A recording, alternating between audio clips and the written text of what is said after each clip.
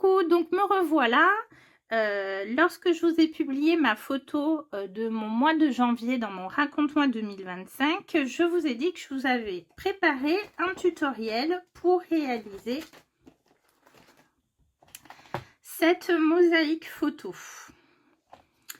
Alors, je vais essayer de vous la rapprocher de la caméra. Donc, vous voyez que c'est un montage de différentes photos, toutes plus ou moins de la même taille, avec des petits éléments. Donc, c'est un montage que j'ai fait sur Canva. À l'origine, j'ai été inspirée par la création du mois de janvier de Karine avec un C, qui fait partie de l'ADT Raconte-moi, des ateliers de Karine. Je suis une grande fan de ce que fait Karine avec un C. Et il se trouve que chaque mois de janvier, souvent, je m'inspire de sa propre page parce que sa fille et la mienne ont leur anniversaire le même mois. C'est pas le même âge, mais voilà. Donc, ça tombe bien. Et elle a choisi de faire une mosaïque avec que des photos noires et blancs. Donc, moi, j'ai laissé certaines photos en couleur justement parce que ma fille est quelqu'un de très haut en couleur. Donc, pour des raisons particulières. Et mais je voulais un petit peu adapter sa mosaïque pour plusieurs raisons que je vous explique en faisant le tuto. Donc j'ai vu avec elle quand même, je l'ai prévenue que j'allais vous faire un tuto sans pour autant vous montrer son modèle, puisqu'en fait les modèles de l'ADT sont d'abord montrés aux membres du groupe Raconte-moi qui ont payé donc pour faire partie du groupe et avoir les tutos, puisqu'on a non seulement les modèles mais les tutos des personnes. Et ensuite, vous le verrez quand même, ils seront postés sur les réseaux sociaux de la marque Les Ateliers de Karine. Donc, n'hésitez pas à jeter un œil régulièrement. Donc, je ne vous montrerai pas le modèle de Karine avec un C pour le moment. Mais je vais vous montrer, alors je pense qu'elle ne l'a pas réalisé avec Canva, mais je vais vous montrer moi comment j'ai fait ma propre mosaïque avec quelques petits éléments. Vous voyez, il y a des cœurs, des étoiles. Canva, et vous pouvez voir ici que j'ai déjà fait ma mosaïque photo, mais là je vais vous faire un tutoriel. Donc quand vous êtes sur la page d'accueil, vous allez sur dimension personnalisée. Ça vous permettra justement de créer un document aux dimensions que vous souhaitez. Donc vous cliquez dessus. On clique dessus. Voilà. Et là, en fait, vous allez avoir les dimensions en pixels. Donc, vous faites défiler le menu pour avoir des centimètres. Et donc, pour aller dans la pochette souhaitée, je veux un document de 10 cm de large par 21 cm de haut. Créer un design. Et là, justement, vous vous retrouvez avec votre design. Alors, par rapport à votre format, Canva vous propose des designs qui pourraient correspondre et que vous pouvez utiliser et transformer à votre guise. Mais là, en l'occurrence, on va créer notre propre design. Donc, pour avoir vos photos, vous allez à gauche sur Importer. Alors, moi, mes photos, vous voyez, je les ai déjà importées puisque j'ai déjà fait mon fichier. Vous allez en fait, quand vous avez besoin de les importer, sur Importer des fichiers. Là, vous sélectionnez le fichier qui vous intéresse et vous sélectionnez vos photos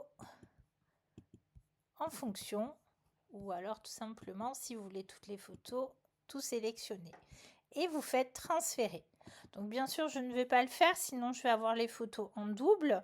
Vous verrez, quand vous transférez une photo, il y a une petite barre bleue qui défile, et une fois que c'est fait, il n'y a plus rien. Alors, commençons par faire notre mosaïque de photos. Donc je vais prendre une première photo. Celle-ci, je vais la sélectionner, et j'ai raté mon coup. C'est parce que je suis avec le trackpad et pas avec la souris. Donc, j'ai fait glisser ma photo sur mon design. Pour avoir une meilleure vue d'ensemble, je vais en bas sur cette réglette et je fais zoomer un petit peu. Donc, vous voyez que quand votre photo est sélectionnée, il y a des petites réglettes pour les dimensions. Quand on va dessus, on peut choisir cette dimension. Et moi, je veux une photo qui fasse 3 cm. Donc là, c'est la largeur qui va atteindre les 3 cm plus tôt. On n'y est pas tout à fait. Voilà, 3 cm. Me manque la hauteur. Donc, je vais modifier la hauteur jusqu'à ce que je sois à 3 cm. Donc, c'est bien, mais notre photo va pas être tout à fait peut-être centrée comme on le voudrait, par exemple. Bon, là, c'est pas trop mal. Mais si vous voulez recentrer votre photo, vous double-cliquez dessus. Et là, vous voyez que vous avez possibilité de la recadrer. Alors, par contre, vous ne pourrez pas, vous voyez qu'elle a déjà sa largeur maximum. Vous pourrez la déplacer, mais vous ne pourrez pas revenir sur la petite croix et la réduire encore pour que vraiment la photo rentre en entier dedans. Ça, c'est l'inconvénient. Alors, je vais légèrement dézoomer quand même. Et je vais aller placer ma photo en haut à gauche en laissant un bord blanc. Ma photo est sélectionnée, je fais clic droit, dupliquer. Je recommence, clic droit, dupliquer. J'ai là 3 photos. Je sélectionne ces 3 photos en maintenant la touche majuscule enfoncée, clic droit, dupliquer et j'ai maintenant 6 photos. 3 sont sélectionnées, touche majuscule enfoncée, je sélectionne les 3 autres, clic droit, dupliquer, j'ai à nouveau 6 photos. Et ainsi, vous pouvez remplir votre page. Donc, pour les personnes qui font partie du groupe RM 2025, vous avez vu la photo de Karine avec un C. En fait, elle a fait une mosaïque, je crois, d'environ 18 photos. Moi, je vais reprendre le principe, mais je vais un petit peu modifier le design. C'est en mettant toutes mes photos dans l'ordre choisi. Et j'ai ici une petite bande, comment dire, un écart. Mais je voudrais mettre en avant une des photos centrales. Vous constatez qu'en fait, on part de la naissance d'Angelina, c'est ma fifi, jusqu'aux dernières photos. Et là, donc du coup, je voudrais en fait, j'ai mis au milieu une photo plus récente, puisque donc ça va être pour son anniversaire. Et voilà, donc je veux aussi pouvoir, en fait, Karine a écrit 18 ans en plein milieu de sa mosaïque. Et je veux faire un peu dans cette idée, mais sans que ça masque des photos. Et donc, je veux mettre un peu plus en avant cette photo-ci, qui est une des dernières photos de ma fille. Alors pendant un temps, c'est vrai, je pensais combler un peu cette bande en mettant un peu en avant cette photo. Alors je vous montre quand même quelque chose, une astuce de Canva. Donc au début j'avais fait ça, je redimensionnais, etc. Sauf que ça m'obligeait à redimensionner d'autres photos, voire à changer. Donc j'ai changé d'avis. Et plutôt que d'effacer, mais j'avais plus ma photo déjà à son emplacement, je suis allée en haut sur la flèche et j'ai fait annuler, annuler, annuler. Et je suis revenue exactement là où j'étais avant de faire ces modifications. Donc ça, c'était une astuce que je voulais vous montrer. Alors passons à notre design personnalisé. Cette photo-ci, j'en ai pas besoin, je l'enlève. Je viens sur la photo que je veux un peu mettre en avant, je l'agrandis. Mais elle est vraiment quand même étroite. Donc je vais rétrécir un petit peu les photos qui se trouvent à côté, c'est-à-dire de 3 cm, je les fais passer à 2 cm 5. Pareil de ce côté. Alors, je vais regarder quelque chose que j'ai vu sur YouTube. Quand on sélectionne la photo et qu'on fait position, on a effectivement, comment dire, les dimensions, on peut les choisir. Donc, si je fais 2 cm 5, il faut mettre le point pour que ça fonctionne. Ça fonctionne, mais du coup, ma photo, elle n'est pas à la position souhaitée. Mais donc ça marche aussi. Bon, c'est bien. Ça m'a permis de vérifier avec vous ce que j'avais vu. Et ensuite, je vais élargir un petit peu ma photo centrale pour la mettre en avant. Une fois que j'ai fait ça, je me prends un peu de recul. Je vais recadrer ma photo parce que ce qui m'intéresse surtout, c'est la nouvelle couleur de cheveux de ma fille. On est passé par différentes étapes. On a eu blond, on a eu rose, on a eu bleu, différentes tonalités de bleu. Et donc là, nous sommes sur du fuchsia. Voilà. C'est une enfant haute en couleur. Enfin, ce n'est plus une enfant. Elle a 22 ans. Bref, je m'égare. Revenons à notre tutoriel.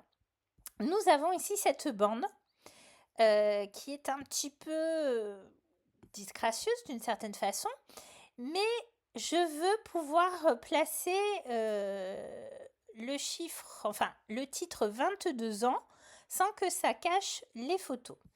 Donc je vais aller à gauche sur éléments pour chercher un élément à mettre. Alors dans un premier temps, je vous montre quelque chose. Nous avons forme, afficher tout, et j'avais sélectionné par exemple cette forme, un carré avec les bords un peu arrondis, que je peux redimensionner comme je le souhaite. Donc par exemple de la bonne largeur de mon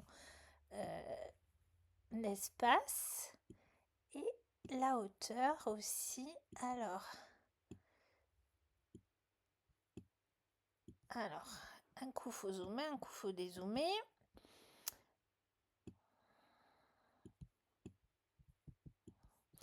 Non. La première fois que j'ai fait, j'ai utilisé une souris et là je l'ai pas, j'ai mon trackpad, donc c'est vrai que c'est moins pratique. Enfin, moi je suis moins douée. Quand vous allez en haut sur ce rond, vous voyez, il y a marqué couleur. Donc vous cliquez dessus et il va vous proposer par exemple les couleurs des photos. Ah bah tiens, ici nous avons celui de la photo que je voulais, donc ce rose par exemple. Et sinon, vous pouvez aller sur la mosaïque et chercher la couleur et vous avez même ici la référence en question. Donc dans un premier temps, j'avais pensé faire ça et puis j'ai cherché autre chose. Je suis allée taper dans la rubrique bannière. Alors là, vous voyez qu'il va vous proposer des formes, des illustrations, des photos, etc. Et j'ai voulu chercher un motif donc de bannière qui correspondent. Alors sur Canva, vous avez des motifs marqués, vous voyez, d'une petite croix. Quand on va dessus, ils mettent que c'est uniquement pour la version pro. Quand il n'y en a pas, c'est gratuit, vous pouvez les utiliser comme vous voulez.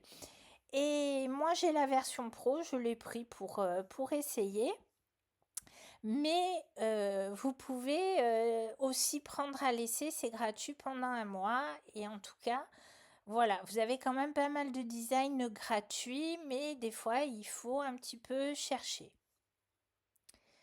Alors, voilà, par exemple, ce motif, pareil, vous le faites glisser et vous essayez de le modifier. Et vous voyez, ce qui ne m'a pas plu dans ce motif, c'est qu'il mangeait quand même pas mal les photos, même s'il n'est pas trop mal celui-là. Voilà, ça c'était une idée intéressante, mais en l'occurrence que je ne vais pas garder. Du coup, ensuite, j'ai cherché autre chose. Et quand vous êtes sur votre, on va dire, page d'accueil des éléments, vous avez ce qu'on appelle utiliser récemment. Oui, je fais plus court, n'est-ce pas? Et donc là, j'ai trouvé ce motif qui me plaisait bien. Et pareil, vous pouvez le déplacer, le modifier. Vous pouvez, voyez, vous avez, quand il est sélectionné, alors c'est vrai que celui-là, il a de grands espaces vides autour de lui. Vous avez toujours les petits ronds ou les petits éléments qui permettent de modifier sa dimension. Et vous avez ce petit rond avec des flèches qui tournent en rond qui permettent de varier son inclinaison. Et une fois que c'est fait, ben voilà, ouais, c'est pas trop mal. Je reste comme ceci. Et ensuite, vu que je suis dans motif, j'ai été chercher d'autres motifs comme des étoiles.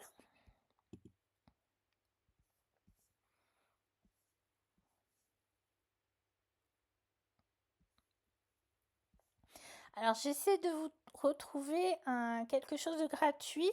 Ça c'était pas mal. Mais vous voyez ici on peut pas... modification... Non, il y a des filtres. Mais on peut pas vraiment changer... comment dire, changer sa couleur. Donc ça correspond pas, on le voit pas beaucoup. Donc, bon, moi j'ai cherché, j'ai fini par trouver un motif d'étoile.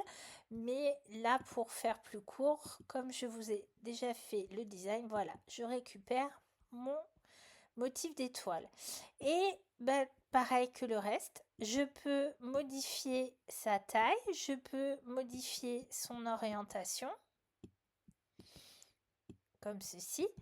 Lui, par contre, on a un petit rond, donc on peut modifier sa couleur, par exemple, le faire passer en blanc ou tiens, en fuchsia ou en doré, etc. Bon, alors, moi, je veux qu'il revienne, bon, tout simplement, annuler à la couleur de départ parce que je trouve que c'est la mieux.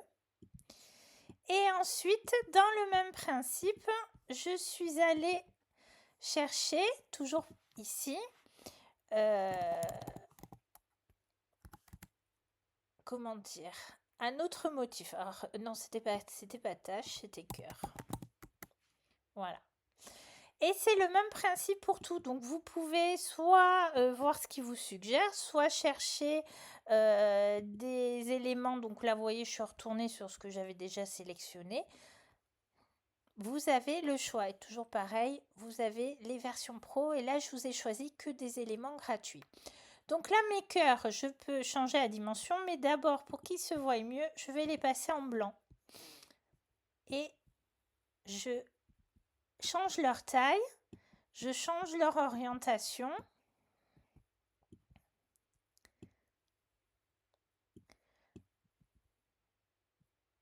Voilà. Et puis, ben, en fait, donc là, c'est bien parce que comment dire, je tâtonne moins puisque je l'ai déjà fait. Donc là, je veux une deuxième série de cœurs. Mais je vais les placer là-haut. Sauf que, ben, vous voyez, j'ai envie qu'ils soient différents. Je vais changer, non pas leur inclinaison, mais leur orientation. Enfin, je vais vous montrer. Ici, vous avez retourné.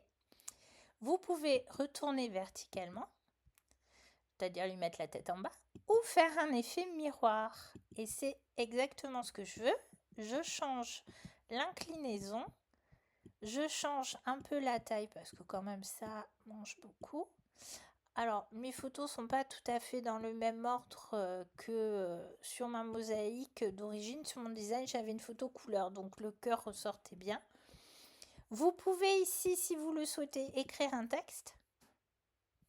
Vous voyez, vous avez différents choix de police, etc., etc. Bon, on va aller assez court. On va maintenant passer à l'enregistrement de notre design. Et terminé, je souhaite l'enregistrer. Je vais sur partager,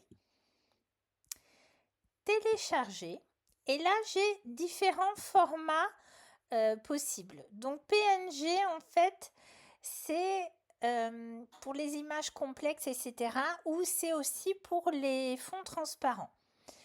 JPEG, vous connaissez, c'est le format image, mais pour imprimer en gardant les dimensions, l'idéal c'est PDF pour impression. Néanmoins, il faut avoir un logiciel qui lise les PDF, ce qui n'est pas forcément évident. Alors vous avez Acrobat Reader qui peut être gratuit, mais je crois que c'est sur une période courte. Vous pouvez sinon, si vous avez l'habitude de traiter des photos, de les imprimer vous-même, c'est ce qu'on va faire d'ailleurs, utiliser JPEG. Mais bon, admettons, on va faire PDF pour impression. Télécharger.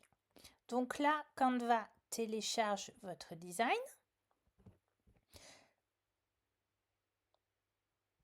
Très bien. Et ensuite, nous allons le retravailler. Alors, vous voulez enregistrer votre design peut-être pour le réutiliser, ou en tout cas, au moins, réutiliser le format. Vous allez sur votre page d'accueil et vous avez votre design ici. Vous voyez, ça, c'est celui que j'avais fait. Et ça, c'est votre design qui s'appelle sans titre. Quand vous allez justement sur sans titre, vous avez un petit crayon. Vous lui donnez un nom.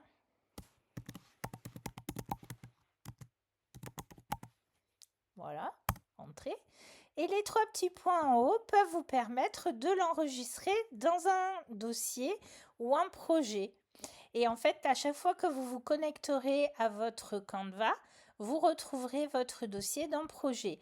Alors, c'est sûr que si vous ne l'enregistrez pas, vous l'aurez dans votre page d'accueil, mais vous ne l'aurez pas forcément tout le temps. Plus vous allez travailler de design, moins il va rester sur la page d'accueil. Donc, c'est bien de l'enregistrer dans un dossier. Alors maintenant, comment faire pour imprimer en gardant les dimensions sans avoir de logiciel qui lise spécial PDF. Ce que je fais, c'est que je passe par mon logiciel, le logiciel de mon ordinateur. Alors moi, j'ai un Apple, donc c'est le logiciel Page. Je vous fais également un tuto pour ce qui est, je vous prépare un tuto pour ce qui est de créer des cartes de journaling avec ce logiciel, mais en fait, j'ai déjà vu qu'on pouvait réaliser la même chose avec Word. Donc, on doit peut-être pouvoir faire la même chose aussi pour les photos. Je suis sur mon document vierge.